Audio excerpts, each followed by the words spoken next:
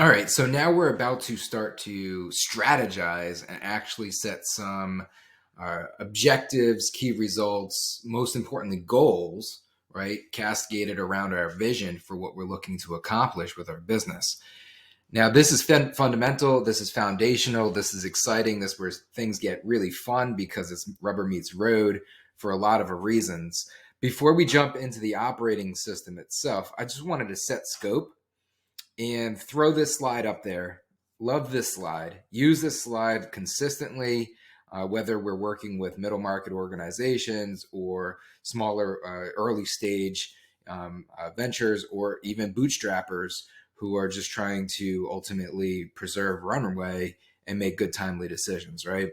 This really is a constraint slide, right? So the most important thing, I think, personally, fundamentally speaking, when looking to build your business is to acknowledge, where you want to go, which is what we're going to work through today. That's what the boot camp workshop is today, in terms of setting up your strategy, your goals, and your objectives and key results. But in order to do that, in order to know where you want to go, you kind of need to know the constraints that you're working with, right? And we're taking the approach of setting this up for the first time.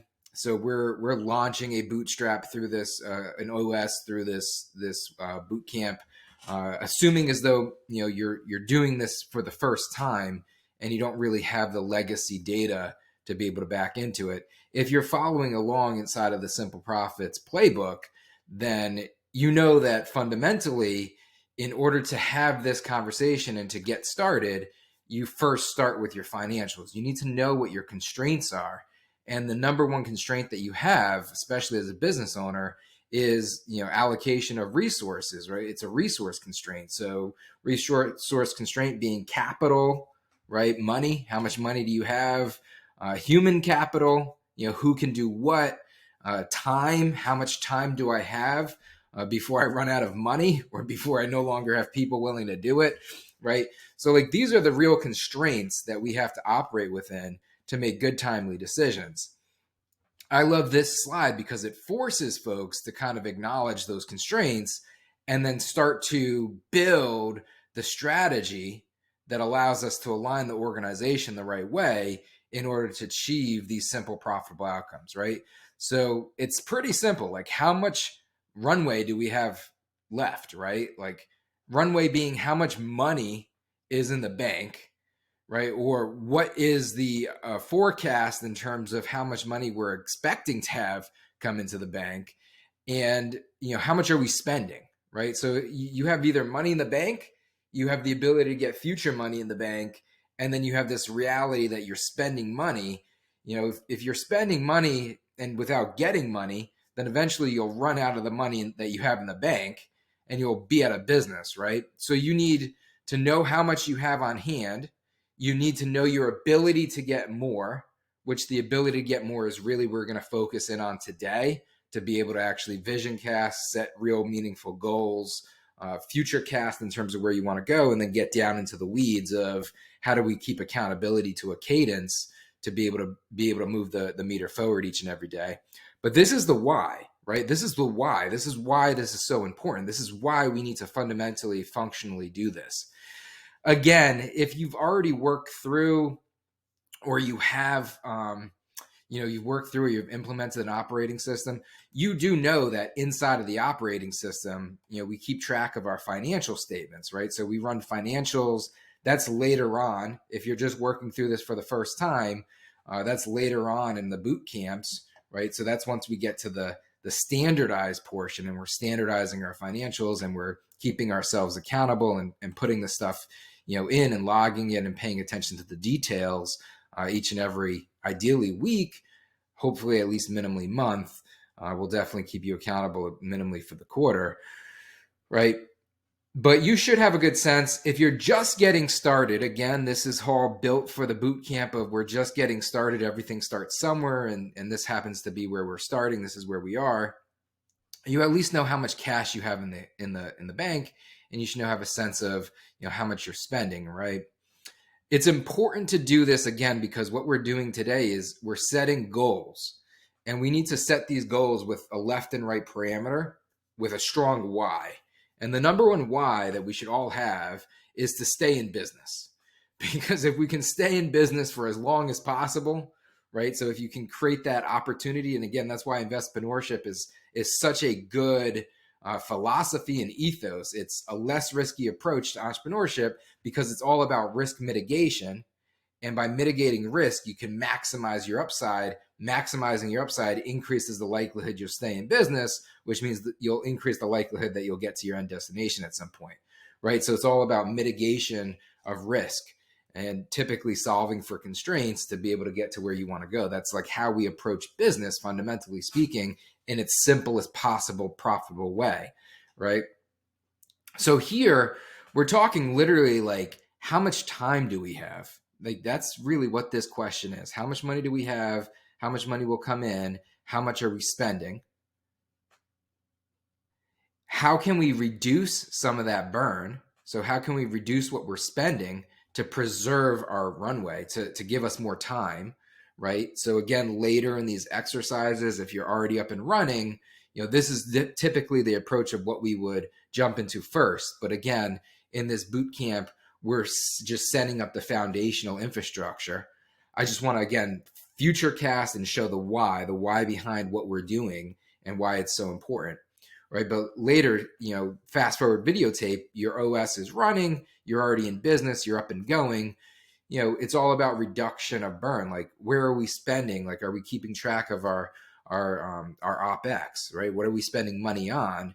And of what we're spending money on, what do we need versus what do we not need? What's a want versus a need? And where can we get that reduction? And specifically, like, where can we see a reduction before it impacts the people component, right? Human capital is probably the greatest resource that we truly have. An organization is only as great as the people inside of it, right? So you really want to preserve the people and then polish the people with an awesome culture. And by doing this type of stuff consistently, right, efficiently and effectively in a consistent manner, you can maintain a better business system that will ultimately retain top talent, right? Attract and retain by appreciating top talent for as long as possible, right?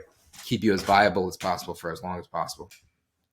So in a profitable business, bootstrap business, it's typically sales, right? Our number one source of capital, or our number one investor, right? As we're getting capital ready, it's really the customer, right? So we're focusing mostly on sales.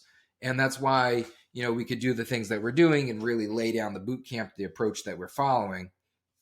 So we're going to want to set a forecast and know how much revenue we expect to bring in against the budget of like what it costs us to operate to bring in that revenue, right? That's going to give us a sense of the P&L of, we're taking in this much money, we're spending this much money to be able to generate, we're going to be left over with this much, right? That's the basic foundation of anything.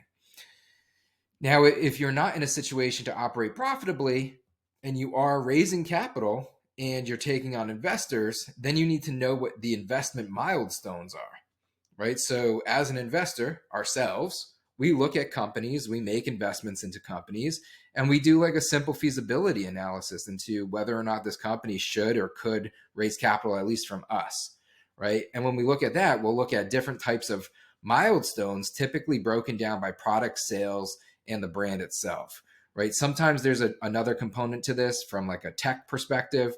Typically, we'll tie that back to product. Sometimes there's a component of this tied to a people perspective, right? To make sure that the team is well-rounded, right? But typically, this is what we can break it down into.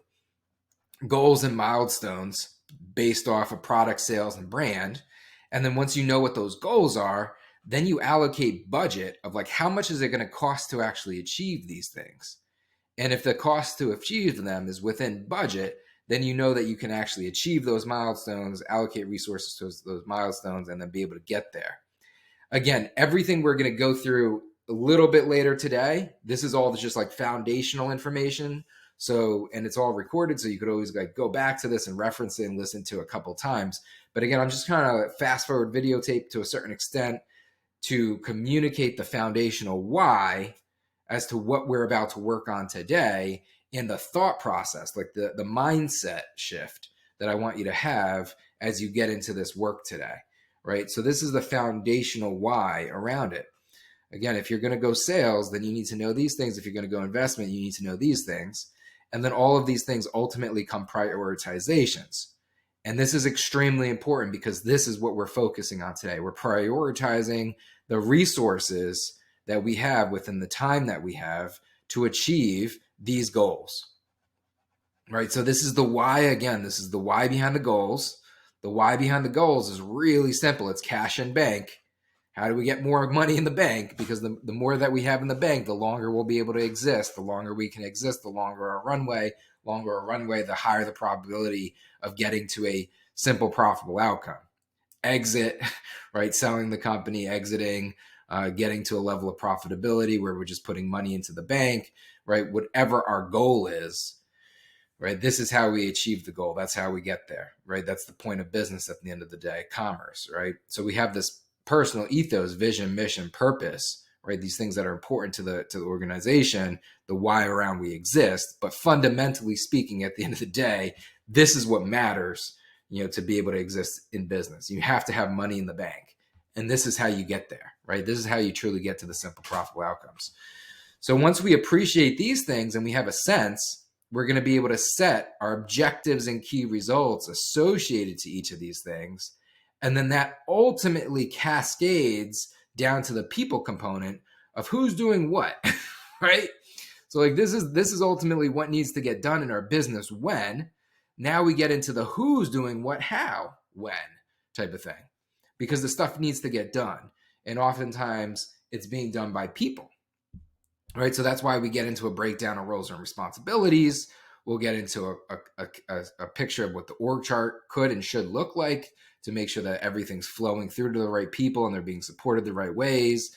You'll have our business system, which is what we're actually implementing now so that all of these people can get access to what they need in terms of information in a timely, efficient, and effective manner so that it operates better as a business, so there's better accountabilities, right? Again, this is the big why. This is the why around why we're doing all of this stuff, right? Then you'll have the strategic frameworks in place to be able to help folks know what the hard left and the hard right is, much of what our conversation is today. And then ultimately at the end of the day, again, people is your number one asset. People make great companies, great people make great companies, and culture is the thing that polishes people. So then we'll have a focus on the culture to be able to make sure that we can align folks into the incentives, right? So again, this is the foundational framework slide. I'll probably reference this a number of times throughout the boot camp as we're implementing an operating system, especially as we're getting into more of like the fundamental things. Today is definitely a very ground floor, fundamental framework conversation. So again, big part of why I'm communicating it early and often. So jumping into today's boot camp, it's all about the forecast, goals, and OKR, right? So we now have a picture of what our business is from a high 20,000 foot view. We know our why, we know like where we fit in the market, what problems we're solving. So where we did all that with our lean canvas, right? Now we're actually getting into the rubber meets road type of stuff. This is still strategy. So this is still fairly, up there in terms of vision casting. But the way that we design this which is why I love this so much. I don't see too many folks doing it the way that we've done it here. We've made it super, super simple to go from 20,000 foot all the way down to the rubber meets road of like today, right? This is so powerful, and this is extremely powerful for anybody who's operating a business, especially somebody who's focusing on maybe scaling an organization, when you have moving parts. This is like invaluable, and you'll definitely appreciate this for a lot of reasons. So let me talk through it, right? So first I'll talk through it high level, give you a sense of like where we are, and then I'll actually get into the weeds of how I approached it. Again, this isn't necessarily what you should do. It probably is. But more importantly, this is just what we're doing, right? This is what we do. So again, this whole boot camp, everything that we're doing here, this is just what we do. This is our business system, right? So, take it from that level of perspective as well. So the whole goal here is, again, to set a foundational framework for your organization. You want to have the ability to cast the why, right? So why your business should exist. And then ultimately, who's doing what, how to make it that way, to make it exist the way that you want it to, right? To achieve your goals, to achieve your objectives, right? Functionally speaking, so that the right people are in the right roles with the right responsibility and the right resources to get to the right outcomes, right? That's what this is all about, right? So we start very high level, like, why should your business exist?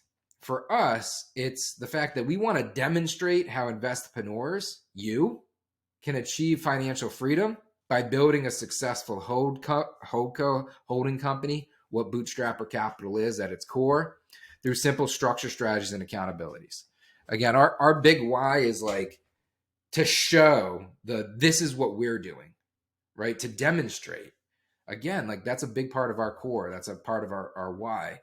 We have this big belief in empowerment through financial literacy and entrepreneurship, right? We believe that integrated into our business model are ways that we could ultimately get and acquire and roll up other businesses as well as investpreneurs into our ecosystem to grow a bigger, better pie. We definitely believe that rising tides raise all boats.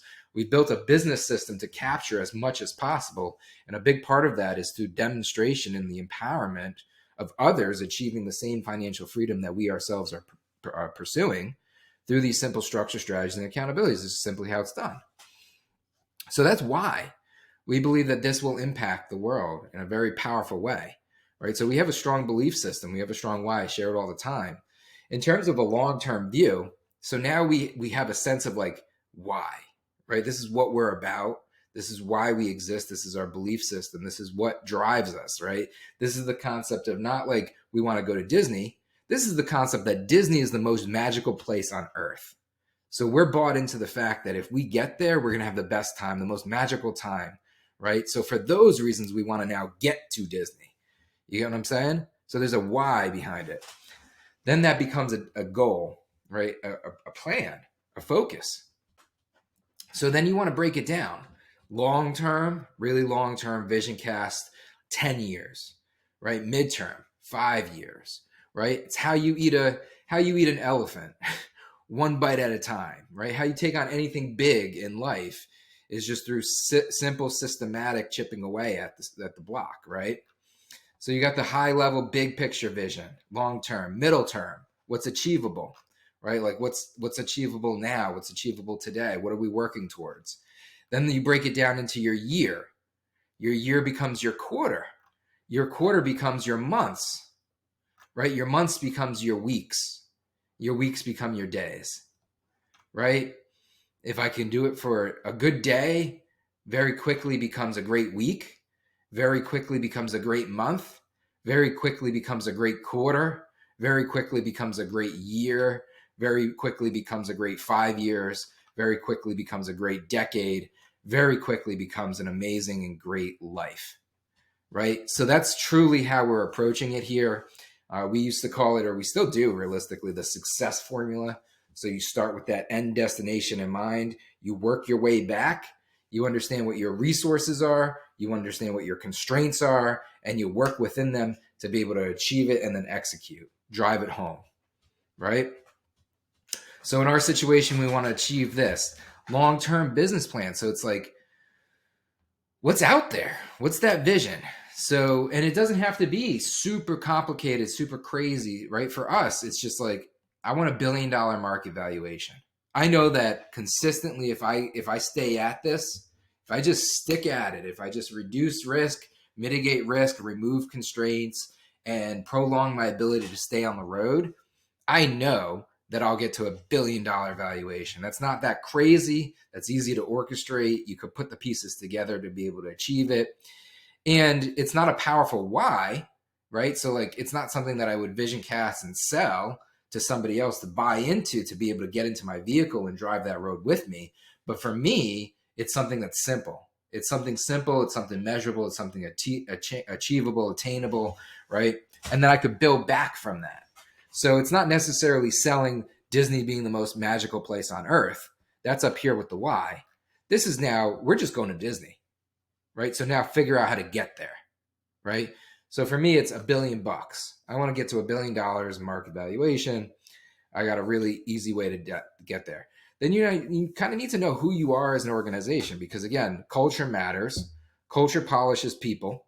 People make great organizations, right? A company is people are the company's product in more ways than one, right? So for us, it's like, I mean, we're bootstrappers.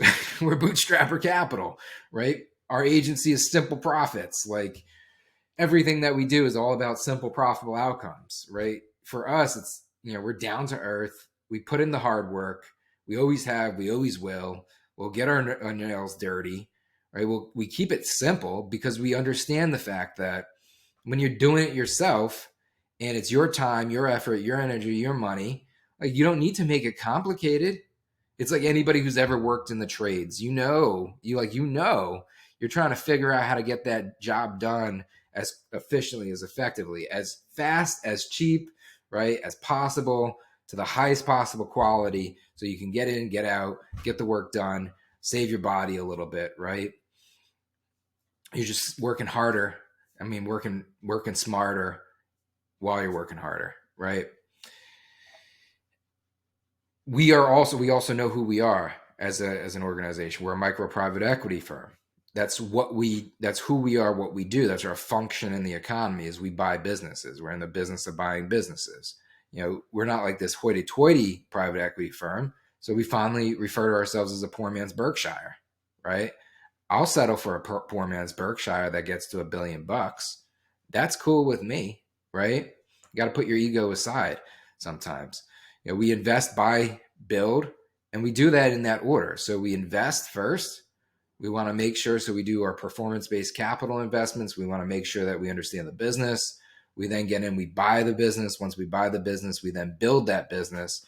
We integrate it into our portfolio, or we sell it off and we recycle the cash flow. But we have a great velocity of capital in our structure, and it's all about an accumulation of assets, right? And we focused on simple, profitable. North American, currently heavily North American. If you're outside of North America, we'll do a deal where we'll restructure you inside of the States to be able to do the asset acquisitions. And, we look for folks with $100,000 in revenue or less. That's our sweet spot right now, because there's not a lot of folks that are competing in our market. We can create a ton of value really fast with everything that we have as an infrastructure within our ecosystem. So that's like our sweet spot. So our target market is ideally bootstrap businesses less than 10 million, AKA less than 100K a month in revenue. And specifically, like who we like to say is investpreneurs, somebody who's interested in a less risky approach to entrepreneurship, who has the grit of an entrepreneur and the intelligence and discipline of an investor, right? Not to say that entrepreneurs aren't intelligent, but more discipline. Our unique value propositions. So this is the stuff that other folks don't do. For us, we have our safer agreement, our simple agreement for future exit and revenue repayment, something we created. It's strategic because it allows us to make investments and understand the businesses we're working with to get into profitable deals before we outlay the risk of the capital, right? So there's the why behind it. It's very proprietary, very important, we appreciate it a ton. We also have the Simple Profits operating system that we work through right now. So we invented and invested in this operating system, as well as the process to implement an operating system and optimize a company. It turns a company, a business, a liability into an asset because it makes it investable. It makes it something that somebody else could own passively and hire and implement an operator into, because it's simple, it's structured, it's profitable, path to profitability, right? And then we have, most importantly, probably in the sense of our most important asset here, which is our ecosystem, specifically our ecosystem of who we serve, investpreneurs. If we didn't have access to investpreneurs, we wouldn't have access to deal flow. Thus, we couldn't exist as a business. If we didn't have access to investpreneurs, we wouldn't have access to human capital. How do we run the businesses we buy, right? So investpreneurs are really probably, if you are into the line everything, our most valuable asset. So thank you for being an investpreneur, but in genuine sense, with a why behind it, right? We have our proven process. Everybody should have a process. You should have a process to take a customer from where they are to where they want to be. You should have a process to be able to drive your business forward. For us, we follow a 4-phase process, 12 steps, right? It's all about organizing, strategizing, standardizing, and optimizing a business to design wedge equity, right? So we are the best in the world at building wedge equity, I'll go toe to toe with anybody to build wedge equity. I can look at any company, anytime, anywhere in this world, on this planet, take me somewhere else. I'll still do it there. I can look at a company and understand how to unlock wedge equity, how to build or unlock something that's already inside that organization, make it better, make it more profitable, make it more valuable in the ecosystem. Why? Because there's reasons behind it. There's constraints on every business. You just solve for the constraints and you ultimately open up the throughput. You maximize the value of the business. There's a lot of things. There's levers that you can just pull. And for the most part, to be perfectly honest, pull back curtain, it's because entrepreneurs just have too much going on. You got too much going on in your life to be able to actually do this yourself. So there's just a lot of things that like typically are, laziness, acts of constraints of time, resources, right? Things that you probably want to do, but don't have to do, so they don't get done, right? All these things, and you just come in and do them, and you build wedge equity in a business. And then the most important thing is get more customers, which we're really, really good at getting more customers. So, we know how to grow the incremental revenue of a business. So for us, the sales process is pretty simple. We sell into strategy. So we always sell strategy first. If we can't communicate the strategy, you can't communicate the why, then what are you going to do in the first place? Like there's no tactical work to do. That's the stupidest thing that I see agencies and other people, like people will do things without even knowing that they can be done. It's crazy to me. It's just like so risky. So for us, it's just like sell the strategy, get aligned, figure out that why, get continuity into it, and then decide the outcomes, like decide the executables to be able to get there, right? Super kind of simple, and it's a great way to mitigate risk. So it's like, and plus like, okay, say you don't have a risk, so here's the reason why I think a lot of folks do this type of stuff, and they'll sell just like services or whatever the case is. They don't sell strategy first. They don't know how to do it. That's probably the first big why. Like they're watching YouTubes, which is cool. Like you're learning, it's experience, stuff like that. But you should really like master the craft that you're doing, especially when you're charging a customer for it first. I think you should get good at what you want to do, put in your 10,000 hours. But on top of that, they just maybe watch YouTubes, or they just like are repeating what somebody else is doing, whatever the case may be. There's no depth, right? There's no depth. So you can't sell strategy if there's no depth. So all you have is tactics. You know what I'm saying? So that's one why. And then another why is because like they're not looking at like mitigating risks, right? They don't understand the value.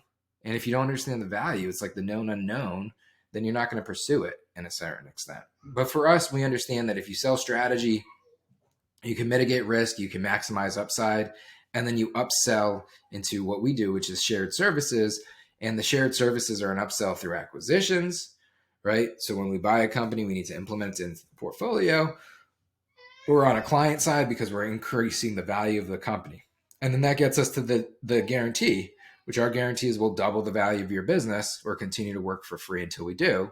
That's because we're competent, we're confident, right? And we have a great infrastructure and business system in place to be able to deliver into that. There's a big promise that puts us into a different position in the market where we can compete and win where others can't. So for a lot of reasons, it's important. All of these things, there's a why behind it. What I want you to do is stop and think about your business and go through the same exercise in the same way that I was trying to identify the why, right? Like the most important thing around why you would do something like this. Try to identify it, extract it, and then move it forward with your business and implement it here, right? This is, again, vision cast, right? So you want to, be able to cast a big picture. Started out with 10 years, right? This is a long-term view. And then at the end of the day, you narrow it down to why we exist. So we support investors on their journey. That's our purpose. Ties back to up here, why we should exist. And then our niche, we build wedge equity, right? Like that's the best. That's what we're the best at. We get to simple, profitable outcomes. We do the work that other people don't want to do. We figured out how, because other people are lazy. So we corner that market. We also understand the deal structures in the market. For all of those reasons and definitely more, it's like our space and we own it and we're the best at it. And we'll continue to be the best at it. Understand what you're the best at and why, right? Get to your why. So that's our long term. That's what we're building towards. It sets this roadmap. So now like as you start to execute and as we work through this and you start to set goals and objectives and then key results, You're just working towards making this the case, right? So the goal here now is simple. Now we cast a division. Now we just need to put actions in place that make this true. And the more that we make this true each and every day, the more that it is true, the more that it is true, faster and quicker you get to Disney, right? Now you're in Disney. Mid plan is of this, if this is all the things that you want to be when you grow up, right? I want to be, strong 6 foot and be able to play basketball. You know what I should start with? Dribbling. I should start dribbling, and then I should eat some eggs, eat some protein every day, go for a run, work out, right? It's like achievable things that then get you towards, have the highest probability to get you to where you want to be when you grow up. So that's what the midterm view is here. So for us, we want to have a healthy deal engine, right? So we want to have deals coming in, right? Good deals that we could get into our SAFER agreement, because that's how our process works, is we sell strategy through our SAFER. We qualify a deal, we qualify a business, we make sure that we could get it to profitable outcomes, right? While we're reducing the risk, capital exposure risk and liability risk. And then when we know that it's in the money, we'll buy it and acquire it, or when it's in the money, we'll flip it and get a velocity of capital, right? So we need the deal engine to do that. The better the deal engine, the better, the deals, the opportunities, the more opportunities we have at bat. Stronger ecosystem and investpreneurs, right? Our target market, and also one of our unique value propositions, and perhaps one of the most valuable things that we have. So we need to be able to focus on that ecosystem, and then the growing portfolio that's aligned with our acquisition and productized shared services. So we implement shared services, we sell them as an agency, we get cash flow out of that, we take that cash flow, we recycle it back into our ecosystem, we buy businesses. We buy businesses that then use our shared services to grow them so they're worth more over time, right? So that's how our velocity works through with our business. So we need all of those things for us to be successful. So that's what success looks like. In terms of profit, we're targeting $1 million in profit this year. In terms of revenue, we want to get to 2 million because we want to operate at 50%, right? This is a future date of 1 year. Now you could set this future date of 5 years. You could set this future date of 3 years. I chose to do 1 year because I wanted to keep it as close to home as possible. We're still early in our life cycle, right? So the more mature in your life cycle of an organization, the further future cast you can get. The newer you are, recommendation is the closer you are, right? Keep it close to home. It's like an infant or a baby. Like, you're on top of that baby. You're making sure that baby's eating. You're making sure it's on schedule, right? As the child gets older and older and older, you lay back a little bit more, right? Now you're just like, are they eating the right things? Are they going to the right activities? Are they working? Are they meeting the right friends? Are they having the right types of conversations? Are they intaking the right information, right? Are they on a good trajectory to get to the right, profession, right? The earlier something is, the more on it. The older it is, mature it is, the less on it, right? Same as you in your career too. For us measurables, we want to produce a 50% net profit margin, right? So taking $1 million, 2 million, put out $1 million, right? And we want to achieve 50% in the money rate for our deals, right? So those are the two things that really want to benchmark to achieve. So these are our these are our top 2 guiding goals and objectives, realistically, for this year. I know that if we achieve these goals, then we're going to be moving this business forward towards this, right? So I hope that you're paying attention to how I'm connecting the various whys to then the structure to achieve those whys. And then within those structures, there's a why behind that, right? So always just ask yourself the why, connect the dots and move it forward. And then you're painting a picture. Again, start with the end picture, work your way back, and then paint yourself back up and say, hey, do I have the right resources? Do I have the right resources? Am I avoiding the risk? And am I actually getting there if I do these things? All right. So then we go to the year's goals.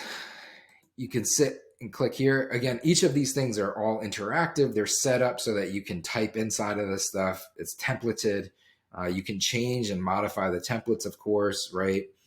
take a Notion, there's a lot of great Notion tutorials out there. If you're not familiar with Notion to use this, you can take those and better use it, right? For us, we did this revenue target. As we update each quarter, it's going to update the quarter in terms of the revenue reach. That's going to give us the progress of the goals, right? We got our profit target, same thing. And then in terms of our tiers, we have revenue based off strategy, and we have revenue based off of services, right? Those are our two primary ways that we pull and drive revenue. We're not incorporating our portfolio or holdings, right? Our subsidiary company's revenue. This is just, again, our core, like our economic power revenue that we're focusing on. So this is just like what we drive. It has nothing to do with our portfolio of companies that we own as a greater good. So then you have the year's goals. Again, I focused on revenue because my number one thing is revenue. Your targets are revenue. I highly suggest you make your goals revenue based. Revenue at the end of the day is what gets you to money in the bank, right? And it's all about how much money you have in the bank, because how much money you have in the bank mixed with how much you're spending, which you should only be spending on what you need to be able to achieve your goals that you just future casted, is how much time you have and whether or not you'll be in business. So always keep it simple. And to me, that's like the simplest possible way. On the quarter, you're just taking your annual goals and you're breaking it out. You're doing the same exercise. Now, if you want to get a little bit fancier and do like a progressive forecast, you can say like, seasonally speaking, I do more sales in Q4 or Q3, Q4, because I'm hitting a winter, a holiday season, influx, and like summer months, Q2 is slow, right?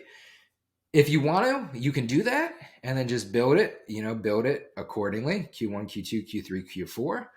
In my situation, keep it simple. I just broke down the goals by quarter, divide them by 4, and that's how I got to them. Now, in order to achieve these revenue goals, what do you need to do inside of the business? This is where the actual objectives, key results setting sets in, right? So this is a less is more conversation. This is realistically, if you get super focused, if you could only do so many things, right? If you only have so much resources and you need to acknowledge that you have constraints on resources, time, and people, right? What are the things that you need to get done in order to get to these outcomes? That's the mindset that you should be taking here. And it's really easy to get confused in this process. It's really easy to overcomplicate this process. A lot of awesome people have done that. If you do, that's perfectly okay. Just acknowledge that you are and then revisit it. There's a good chance that I am here, right? I'm constantly, the other thing that you should acknowledge is once you set your objective and key results, it doesn't mean that they're set in stone forever, right? These things aren't set in stone forever. In fact, inside of our playbook, we recommend that every quarter you're going back and you're revisiting and you're revising, right? So these are all moving things because life is a moving process. Life is a real thing, right? Things change over time. So always be optimizing throughout all of this. So in order to do this, what we did was focused on everything's big picture, year, quarter, month, and then we get down to the week, right? So we're focusing on the year and we're breaking down the goals, right? The revenue goals. In order to achieve these revenue goals, you can ignore this for the time being because they're filtered differently. So they're not like matching in terms of like rank and order. With yours, they should. I like them. You'll notice that down here, I have them super organized on the weekly basis because we literally track this stuff every day. And what's ultimately going to come down to is the things you do every day, right?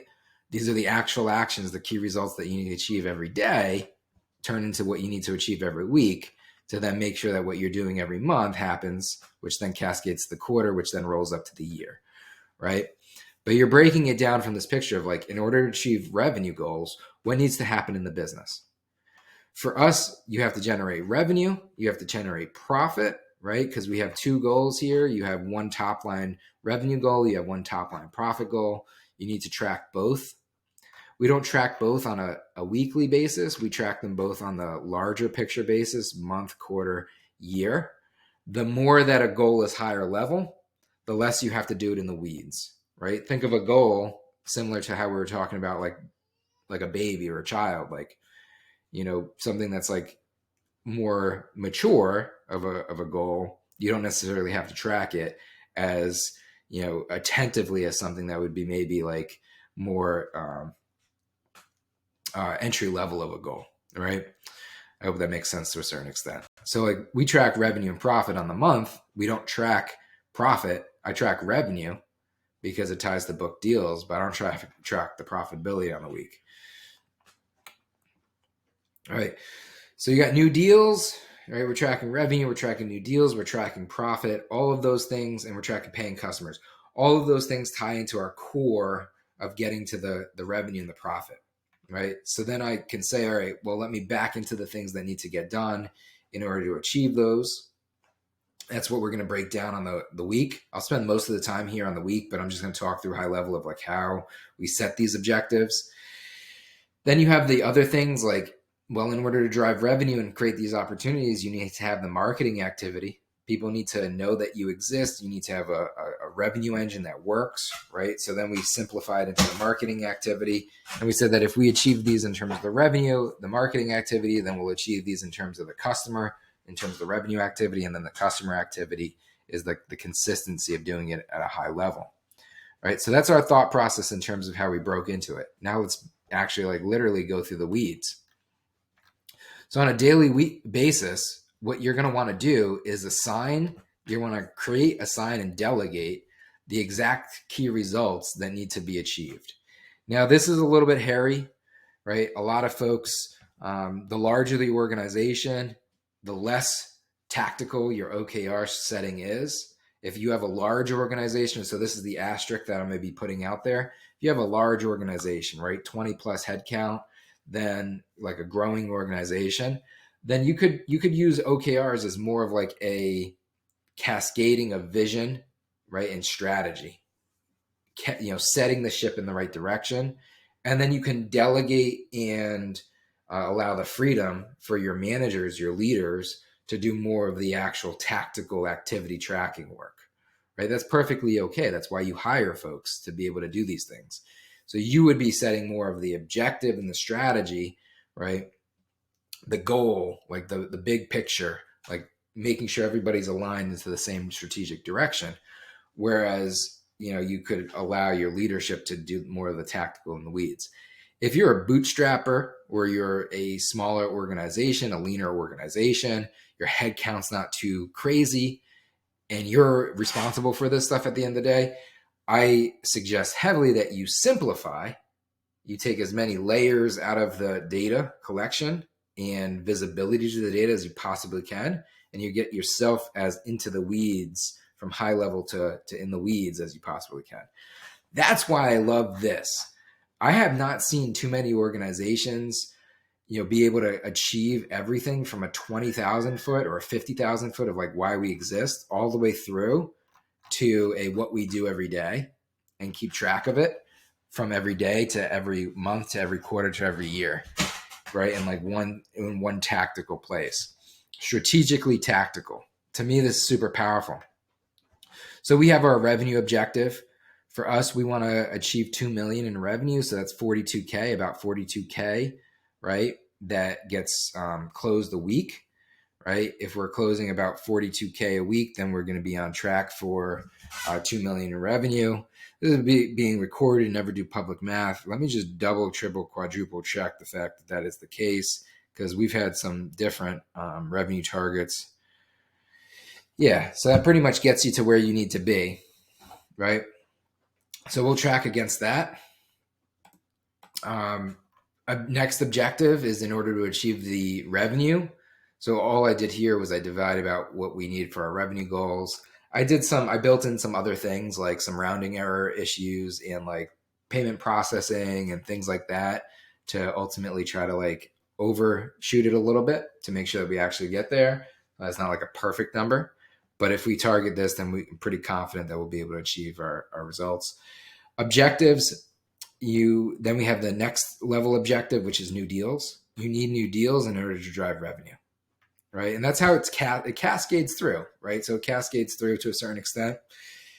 And you don't have to, but you can, right? You should set it up however makes sense and feels as much as comfortable as possible for you, especially in this process.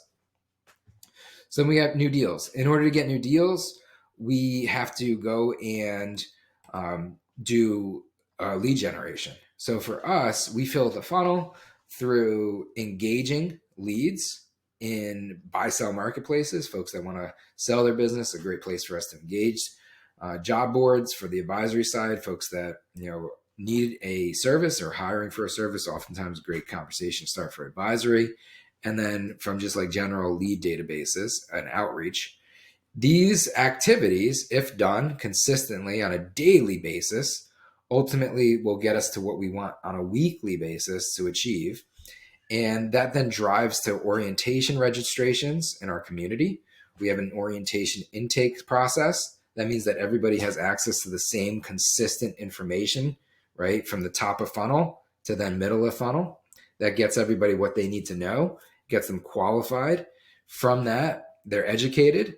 Then we book meetings, right? So we get folks into, an orientation. We get them introduced.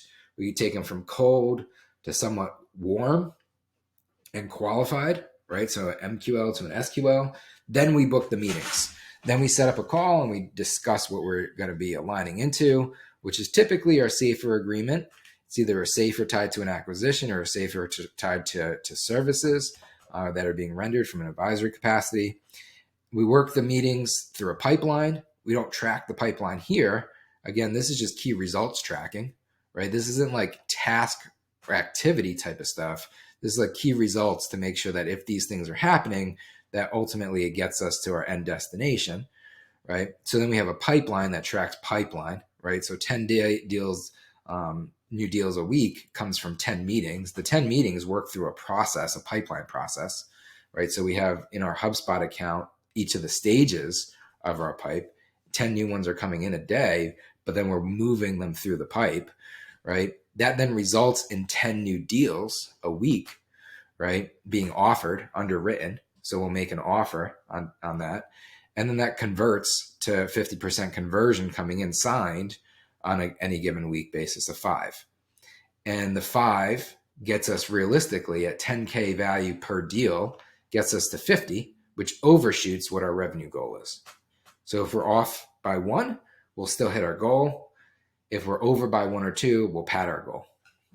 And that's how we break down what needs to get done from a key result perspective to then cascade up to then get to our revenue goals, right? Then you have the community engagement and the client success. This is the core. This is the delivery. So once you sell things, you need to deliver the things that you sell.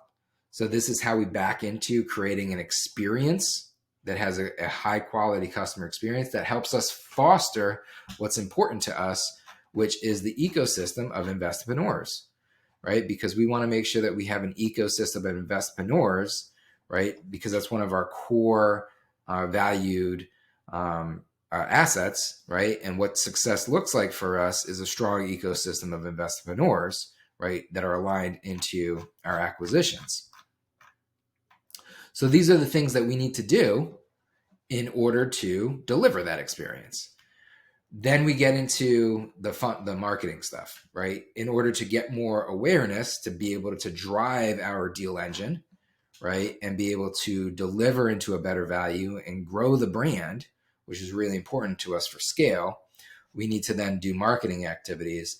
And for us, we simplify our marketing activities into YouTube subscribers and newsletter subscribers, right?